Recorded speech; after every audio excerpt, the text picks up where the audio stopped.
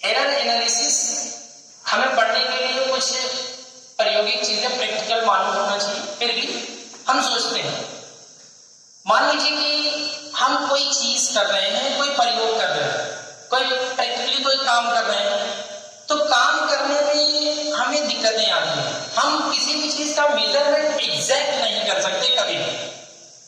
तो जैसे मान लीजिए कि एक बंदा है, वो दारू पी करके आ रहा है, तो दारू पी करके वो चल रहा है और मैंने उससे कहा कि इस जगह तुझे रुकना है, तो भाई का दिमाग तो चल नहीं रहा है और वो जा रहा है, जाते जाते ऐसे वो थोड़ा आगे चला गया या थोड़ा पहले भी रुक सकता है या एकदम सटीक सही जगह रुक सकता है। तो उसने कुछ गलतियां की हैं, वो भी अपनी केयरलेसनेस की वजह से। तो वैसे ही हम एरर एनालिसिस में जानेंगे कि हम कैसे कहां पर गलतियां करते हैं। कुछ गलतियां हमारी खुद की होती हैं, कुछ गलतियां हम जिस इंस्ट्रूमेंट यूज करते हैं, जो इंस्ट्रूमेंट उसकी होती हैं, और भी कुछ गलतियां होती हैं। तो उन सब के बारे में हम यहाँ जानेंगे।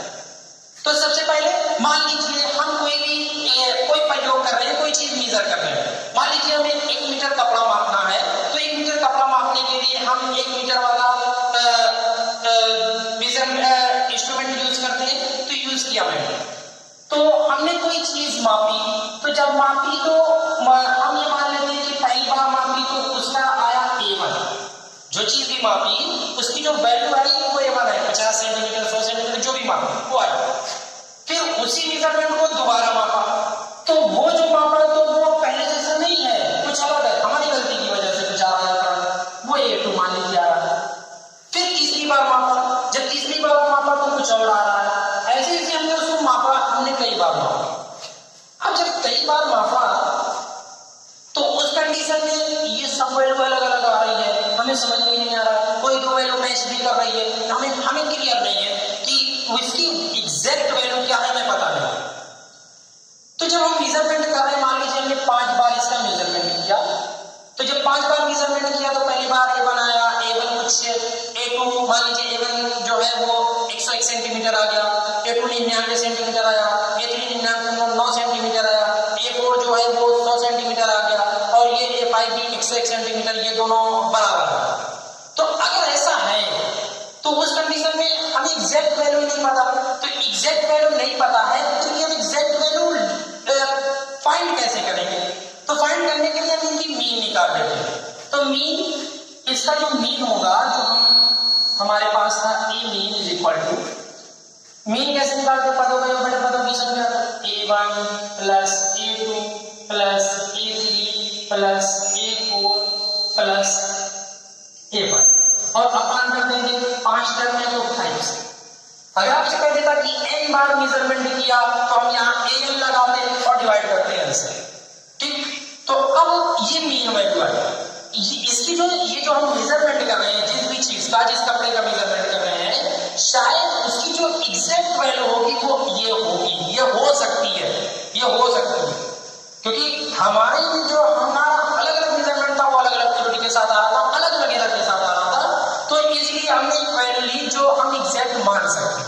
अच्छा, तो अगर ये एग्जैक्ट वैल्यू है तो हमने गलती कितनी की, ये कैसे निकालेंगे?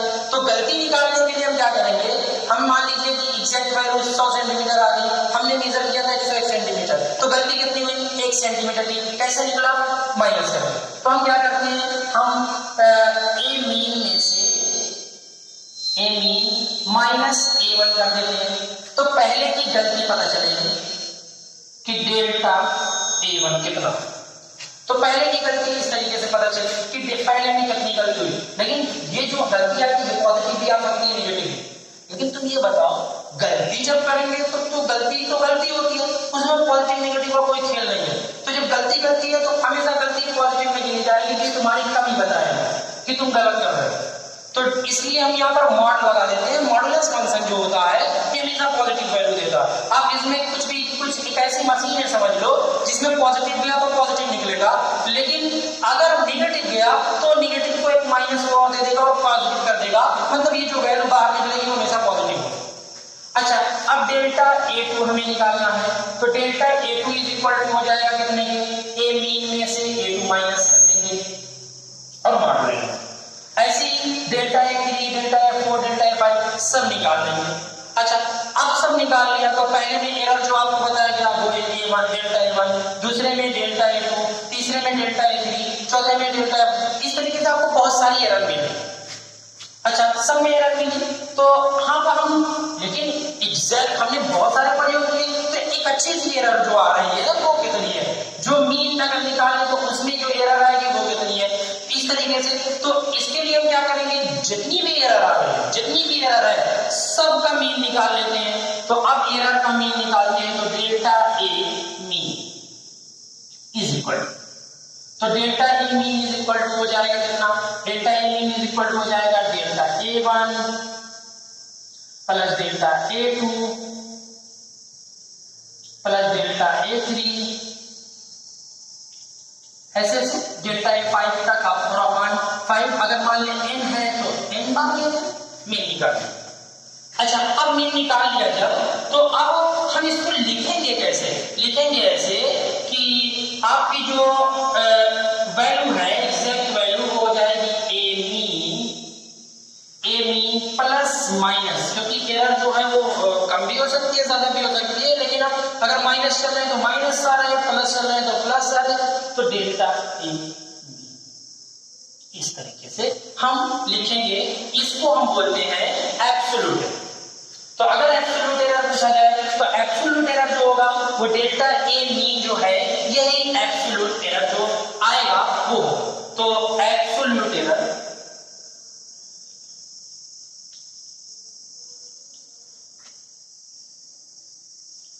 निरपेक्ष त्रुटि बोलते हैं, एब्सोल्यूट एरर जो होगा वो डेल्टा ए मीन हो।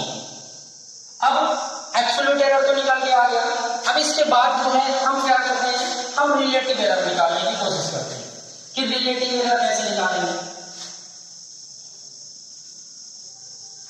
तो एरर अगर आ गई डेल्टा ए मीन, एरर आ गई डेल्टा ए मीन, और वास्तविक वैल्यू जो थी वो ए मीन थी, ए।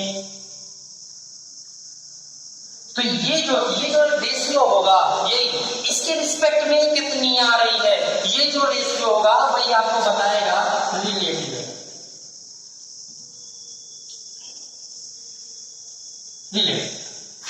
तो रिलेटिव एरर अगर निकालना है कुछ नहीं करना, एरर जो आई है मीन वैल्यू से डिवाइड कर दो, रिलेटिव एरर निकल आएगा। फिर आता है नंबर परसेंटेज एरर का, तो परसेंटेज एरर के लिए कुछ नहीं करना, ए mean delta A mean upon A mean, बस परसेंटेज निकालने के लिए 100 से मल्टीप्लाई हो जाता है परसेंट, ये हो जाएगा आपका परसेंटेज।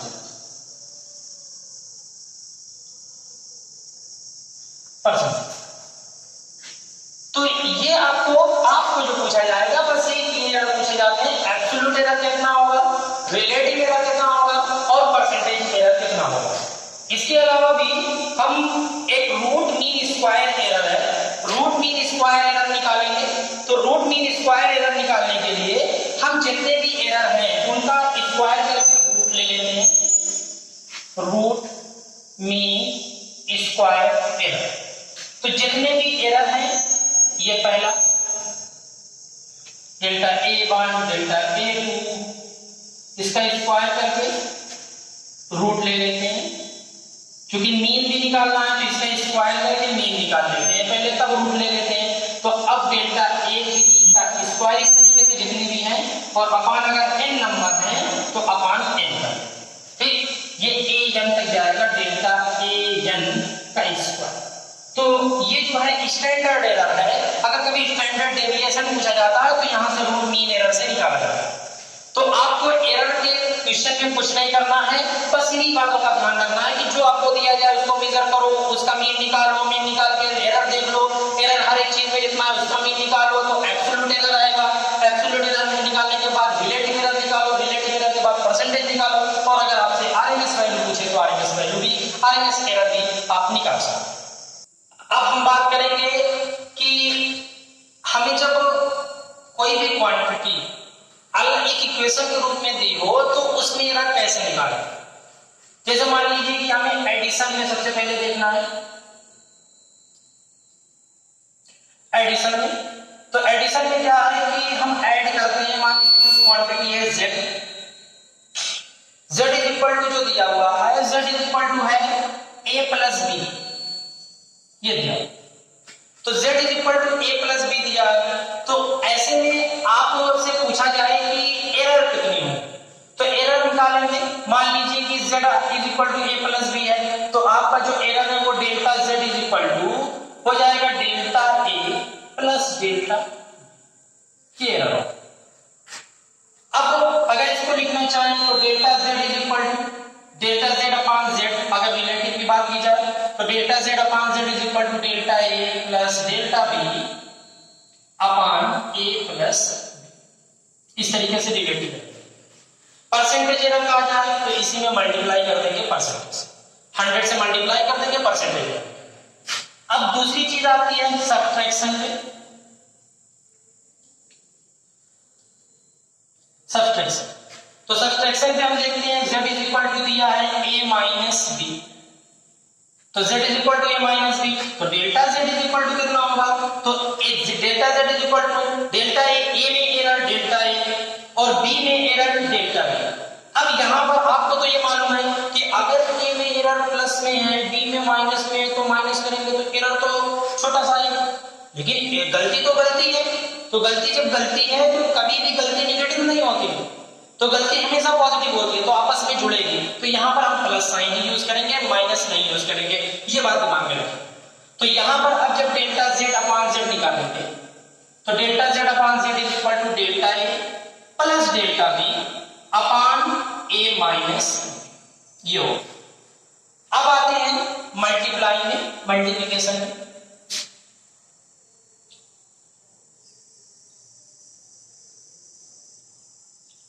तो मल्टीप्लिकेशन में आपको दिया है z is equal to a into B, कैसा है। अब आपसे अगर डेल्टा z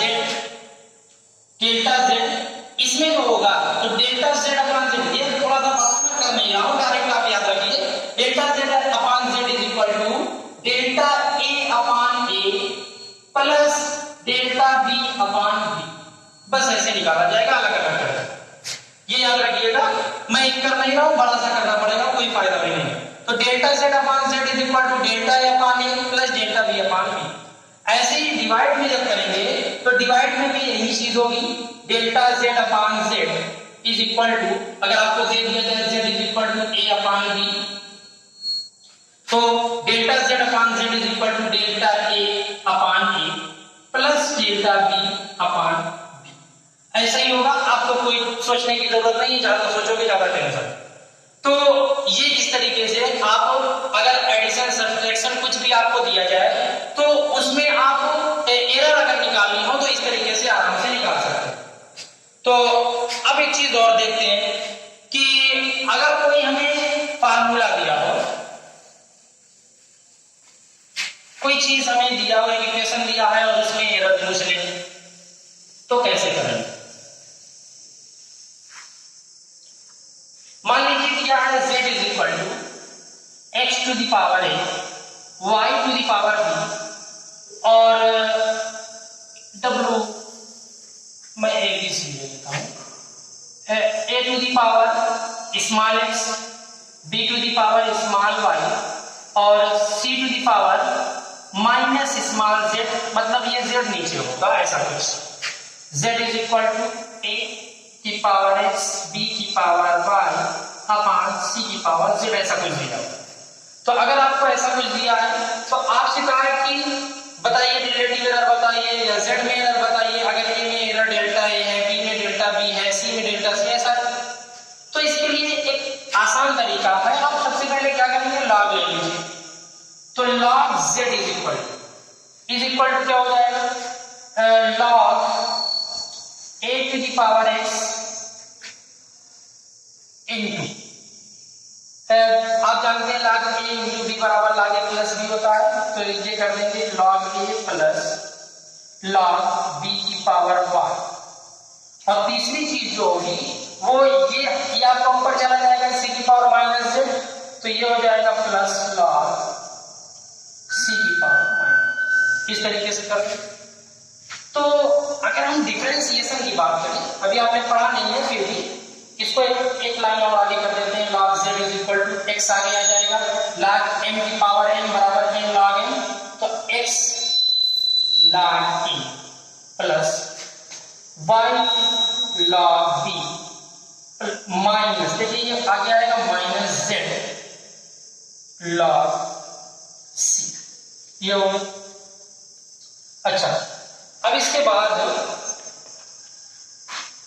ये जो log x log z है, तो log z का जब हम करते हैं डिफरेंशिएशन, मतलब डेल्टा z अपॉन z ये is equal to log z होता है। या फिर हम इसको ऐसे भी बना सकते हैं, डेल्टा अपना वाला बना लो, डेल्टा z अपॉन z ये बराबर log z होता है। और जब डिफरेंशिएशन पढ़ेंगे तो उसमें आपको मालूम हो जाएगा। तो log z को इसको लिख सकते हैं delta z by z is equal to x, और ये delta a by a plus y delta b by b, और यहाँ पे क्या एरर की बात आ गई है तो इसलिए हम ये माइनस साइन भी प्लस में लेंगे, क्योंकि एरर कभी माइनस में नहीं होता है। तो प्लस z स्मॉल z और डेल्टा c बाई c। तो इस तरीके से आप आराम से कोई भी चीज दी हो और आपसे एरर पूछा हो, रिलेटिव एरर पूछा हो या उसमें एरर पूछा हो, तो आप आराम से निकाल सकते हैं इस तरीके से। मैं अगले के लेक्चर में इसका क्वेश्चन भी कर दूंगा, तो आपको आसानी से समझ में आ जाएगा।